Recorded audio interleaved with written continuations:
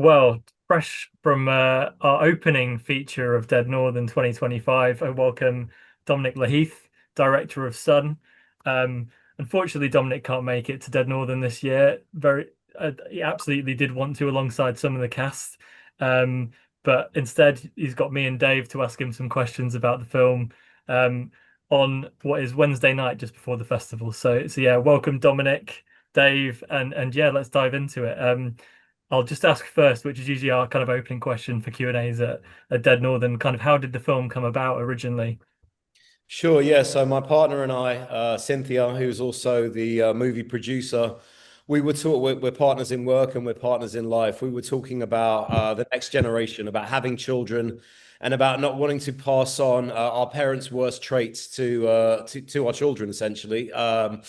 So we wanted to, my parents not being as terrible as the one depicted in the movie, but we wanted to dramatize that, to come up with a narrative which dramatized that idea. And then also possession movies have always been something which have fascinated me, which have grasped me. I mean, we all wrestle with our demons within, and they can sometimes threaten to overwhelm us. Whether it be bouts of neuroses, bouts of anger, bouts of temporary insanity. So it was a question of dramatizing that. Condensed narratives are all something that have appealed to me. I think of Irreversible. I think of let's see. I think of Scorsese After Hours. I think of these films which have the ticking clock, which have the element of time, which have the element of compression, and that perfectly summarizes life in New York. This film is as much inspired by the idea which I just mentioned to you as it is by life in New York. Life in New York can be very, very tense. It can be very pressurized. It can drive you insane, but it can also promote moments of beauty and moments of inspiration and moments of wonderment.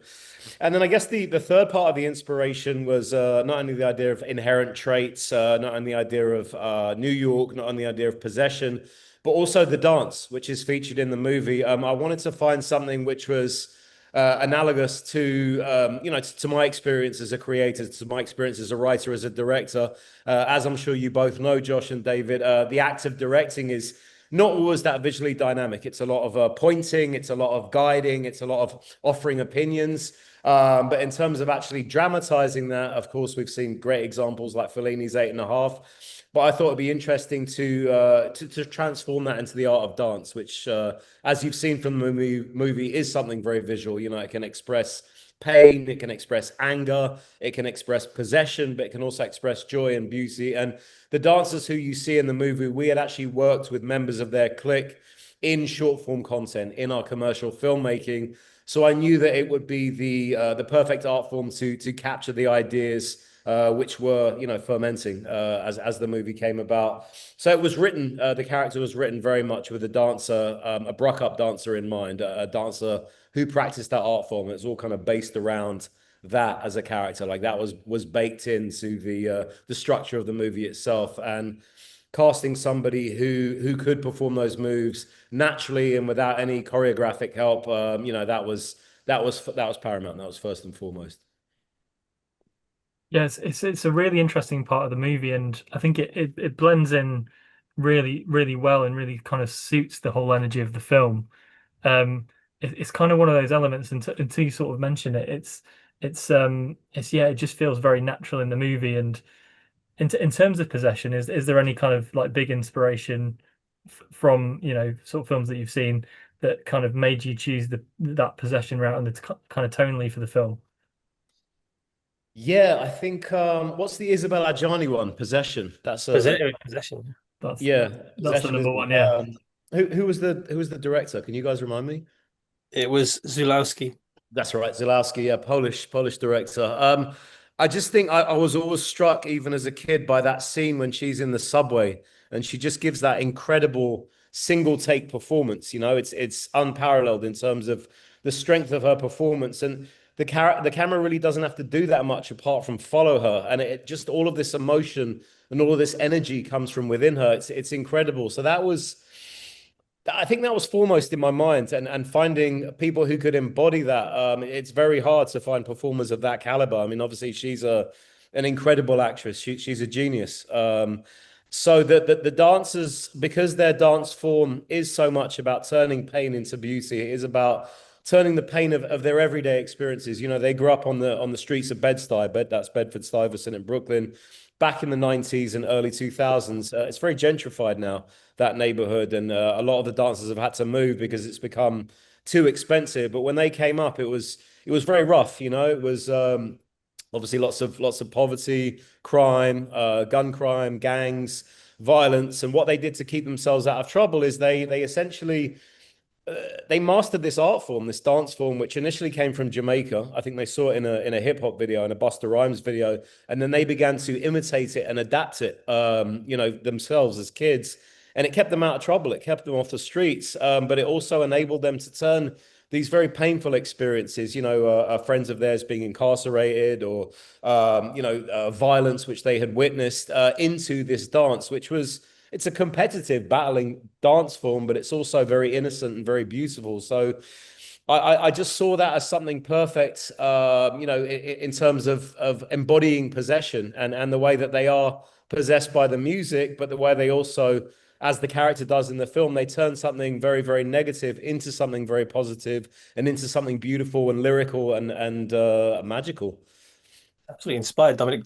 Did you write? I read Cordell's biography and his story. Did you write the part for him, or did you cast for the role? Yeah, no, it was written actually through conversations with. I mean, I'm friends with a number of those dancers, and I'd had a number of conversations with them. So there are elements of what they say. You know, I think specifically when Sunil is talking about the show he has coming up and what he intends to put in the show and that parallel between his life and the show he's working on, the kind of play within the play idea. That's very much something that they discuss. But then a lot of it, as I'm sure you both know, Dave and Josh, it's my own voice. You know, it's just when I was a kid, I studied drama in school back in England, and so a lot of it is just kind of freeform improvisation, and it was a very cathartic experience for me because I've made commercials for so many years, focused only on the visual element, and haven't really been given a I'm sorry, haven't really given a forum for dialogue for like internal voices. So it was very cathartic in a way for me to be able to get all of that out and to be able to put those words into characters' voices. So yeah, I kind of soak it up like a sponge. Like it is parts of them and it is parts of me, and then it is also things that I've just overheard, and then also it's just imaginary conversations. You know, when we're younger and what would I have said to that bully who was picking on me, and we kind of play out this scene in our minds, and we imagine what we would have said or what we would do and what we would have done. So yeah, it's kind of a combination of all of those things. It's interesting you mentioned the visuals. So the cinematography in this is absolutely stunning, and one of the things that drew, I think, me and Dave to the film initially when we watched it, that was there a clear vision for the cinematography end of things, or is that a kind of a close-knit crew, some people that you trusted to kind of instill your vision into the film? How did the cinematography end of it come about? Yeah, sure. So I did want to start with something, the opening shot in the house, something which was more lyrical, which was more flowing. So the idea with the cinematography was that, in terms of camera movement, in terms of blocking, in terms of mise en scène, it was going to be, we started with these longer flowing lyrical shots, and then as his consciousness, as the story becomes more fragmented, then it begins to break more. It's more handheld in terms of the camera operation. It's shorter takes, it's faster edits, it's much more jagged as his consciousness becomes more skewed and his reality becomes more broken. And then, in terms of the color scheme, I wanted it. I mean, in New York, as you both know, I'm sure is a sensory overload. You can imbibe all of these colors and all of these sounds and all these visuals, and sometimes it can all come rushing at you at once. But yeah, the character is an artist, right? So he experiences things very, very deeply, and I wanted to put the viewer in his point of view subjectively as much as I possibly could. That's why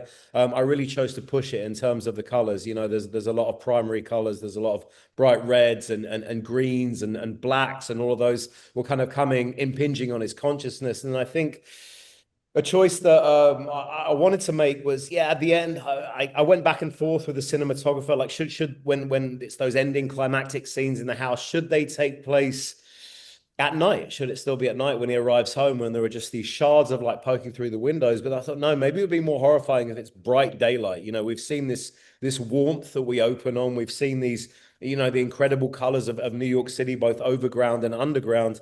But then what about if it's this horrible cold white of this dawn, of this daylight, and it matches his eyes when he's, chasing around the house, and he's trying to destroy her, he's trying to destroy everything that he holds dear. So the warmth of the opening scenes, that sanctity of home is destroyed by this horrible piercing light, and which threatens to kind of shatter everything apart. Luckily, he's able to redress that by film's end. Yeah, So I yeah, think it's all the sure, more yeah, it all effective. kind of came from my head, the colors and camera movement. That was all pre-planned, but pre-planned also because we shot on film, which is what gives it that beautiful texture and that beautiful tone.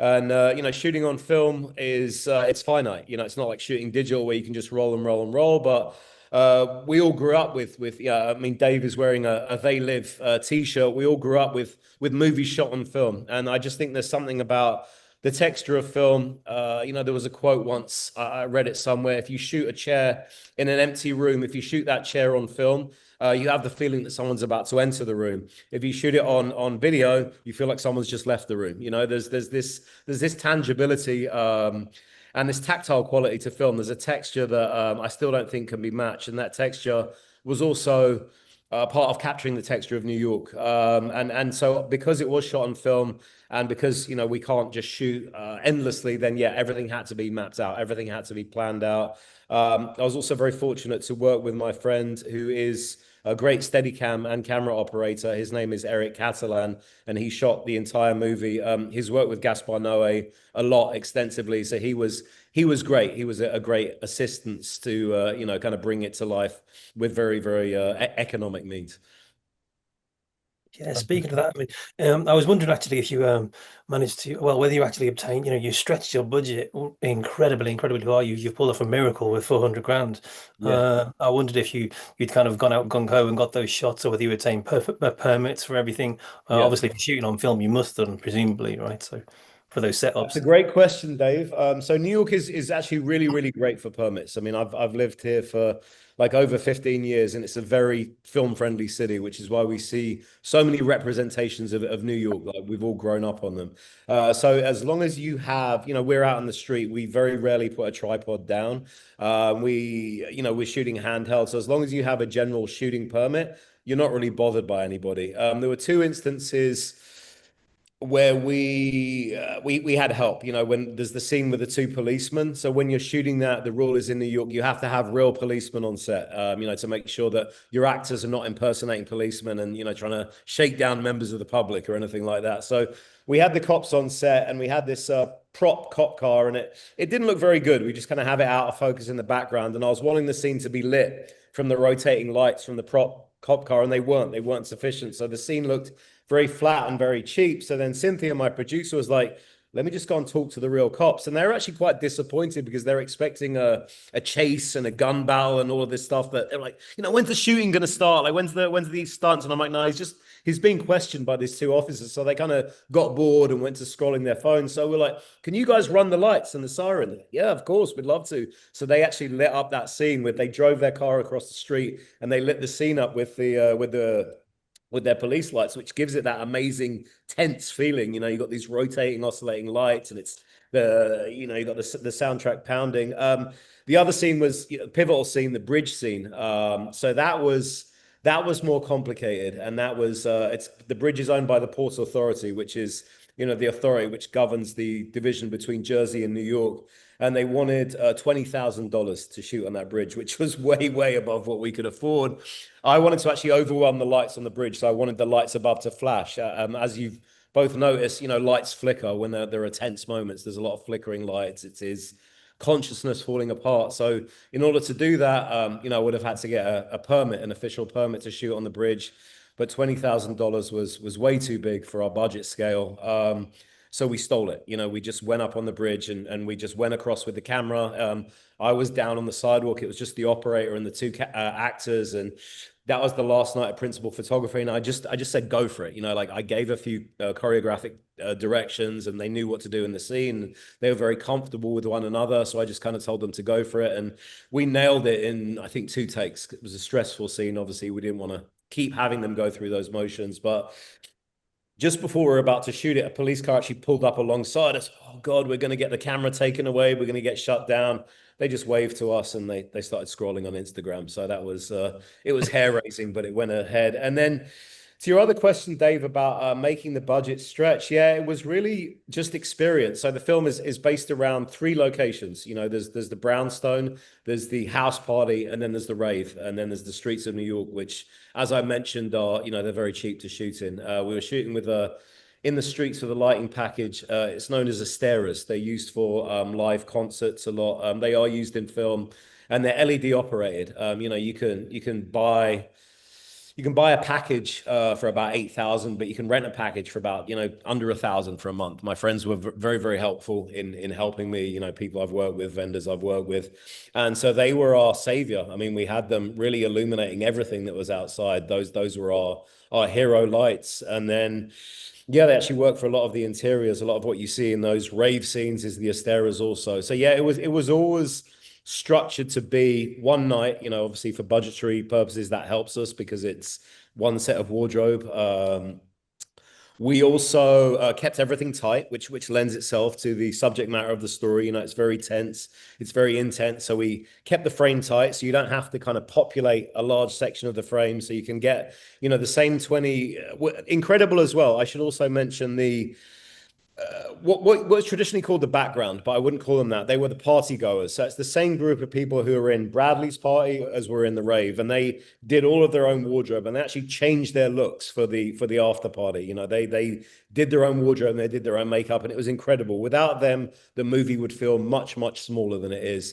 But we packed the same 15 people into the frame. We're shooting with like a 75 or 100 mil lens for everything. We're packing the frame and just giving everyone a certain action and making sure the frame is packed, and yeah, keeping it tight and keeping it nimble and rehearsing a lot and pre-planning a lot. I mean, that's how we made the budget stretch. And incidentally, the production budget itself was under 400. It was a little under 300 grand. And then the rest was post-production, which stretched out over a period of about 2 years. Incredible job. Long answer. And then, yeah, New York is a great place for low budget filmmaking because there are so many people who will help you, who will, who will give you a leg up, who will open a door to you. And Panavision were incredible. They gave us a very, very cheap deal on the camera package because they knew that we were doing the movie with our own money. They knew that we were shooting on film, and they knew that we were doing it for the right reasons. So yeah, I mean, there's lots of people. The guy who owned the brownstone was actually British. I went knocking on his door and he was quite bemused that this other British guy had turned up. So he just gave us the keys to the brownstone for a very, very cheap price. So there was all kinds of angels who we had and all kinds of help who we had. And it was, despite the end result being very stressful, the actual production itself was very, very positive, and it was a very actually happy experience for everyone involved. Everything's a character in this film, I think. I mean, again, the background characters are a character unto themselves. Everybody plays I really wanted to see more of the taxi driver lady. She's got some stories in her character. New York was a character. Everything really, really felt like quite a rounded character in the film, And again, aesthetically so as well. Yeah. I mean, that was important. I mean, when you come to New York, you can. I mean, it's always. I'm a Londoner originally, and my view of New York is still, after all these years, is this one of wonderment. It's always from an outsider's perspective, and the incredible thing about New York, as opposed to somewhere like LA, is you can sit in a bar and you can talk to someone, and they can be the most fascinating, incredible storyteller, and they might work for the postal service, but they will tell you stories for days, and they will light up your world, and they will illuminate the evening in ways that you could have never dreamed possible. And New York is just full of people like that. You can have a guy walking down Fifth Avenue naked with a cat on his head and nobody will bat an eye, and that's the magic of the city. So yeah, I'm glad that you pointed that out, Dave, but it's not a stretch. I think what was it? Terry Gilliam said that he thought Fellini was insane, and he thought Fellini's portrayal of Italy was completely outlandish until he actually went to Rome, and it's like, oh, it's almost like a documentary, you know. So the stretching of the characters is not that far. Like I have had conversations with Uber drivers where they'll go into intense personal details, but they'll also tell you things that you could never have dreamed of, and then you'll have the transplants, you know, the wealthy transplants like Bradley, who are completely obnoxious, but also kind of hilarious in how obnoxious they are at the same time. Yeah, it reflects New York quite well.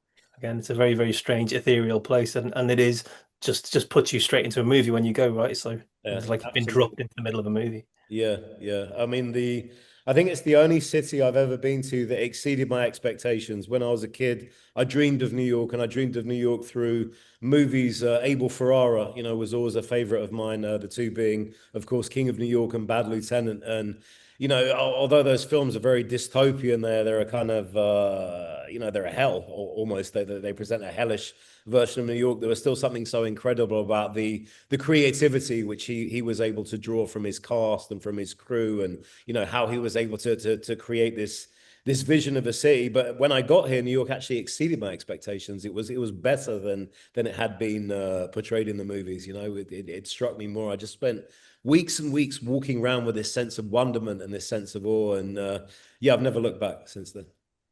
Interesting. You mentioned Bad Lieutenant, actually. I'm sorry, Josh. Do you mind if I ask another Oh question? yeah, keep going, Dave. It's great.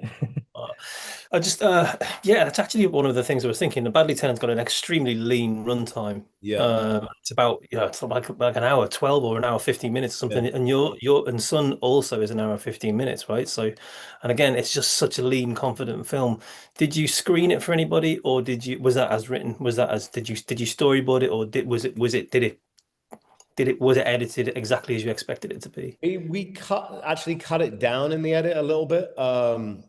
It's funny you mentioned the Uber driver because there was actually a much longer conversation that they had where she was talking about, you know, how she had escaped her husband and started taking martial arts lessons, but it kind of detracted from the main character story a little too much. And then also what was interesting, which kind of segues nicely into the first time actors who are the dancers.